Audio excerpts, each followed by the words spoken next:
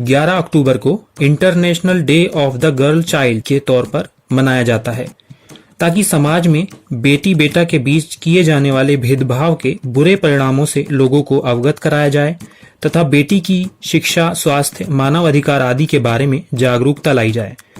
इस अवसर पर आज की बेटियों की आधुनिक समस्याओं के हल के बारे में इस्लाम के मूल स्रोत कुरान और हदीस के कुछ उद्धरण आपकी सेवा में प्रस्तुत हैं। कन्या भ्रूण हत्या करने वाले या कराने वाले हत्यारे पुरुषों या हत्यारी स्त्रियों के लिए कुरान में चेतावनी दी गई है। जब उस लड़की से पूछा जाएगा जो नवजात थी और उसे जीवित ही धरती में गाड़ दिया गया था कि तुझे किस पाप की वजह से मार दिया गया, यानी कन्या भ्रूण हत्या ऐसा घिनौना अपराध है कि अपराधी से तो पाप के बारे में पूछा तक नहीं जाएगा, बल्कि सीधे नरक की आग में डाल दिया जाएगा। और ये बात तो आप जानते ही हैं कि कानून काफी सारे पहले से मौजूद हैं।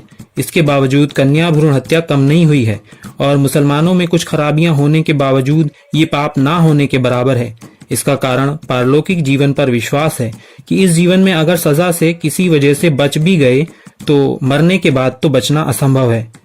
आम लोग बेटे की पैदाइश को खुशी का अवसर समझते हैं, लेकिन कुरान में ठीक इसके विपरीत बेटी के पैदा होने को खुशखबरी कहा गया है। जब किसी को बेटी के जन्म की खुशखबरी दी जाती है तो खुशखबरी सुनकर उसका चेहरा काला पड़ जाता है और उसे दुख होता है।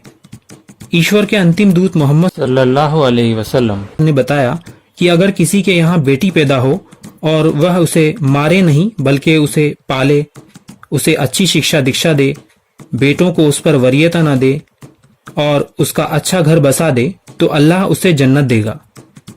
अगर कोई चाहता है कि उसे आखिरी नबी का सानिध्य प्राप्त हो तो उसका फार्मूला भी मोहम्मद साहब ने अपनी सारी बेटियों को अच्छे से पालना पोसना ही बताया है। कुरान इन समस्याओं की तरह हर समस्या का एक हल प्रस्तुत करता है। तो यदि आप कुरान का अनुवाद अपनी भाषा में पढ़ना चाहते हैं तो हमें कमेंट बॉक्स में अवश्य लिखें। धन्यवाद।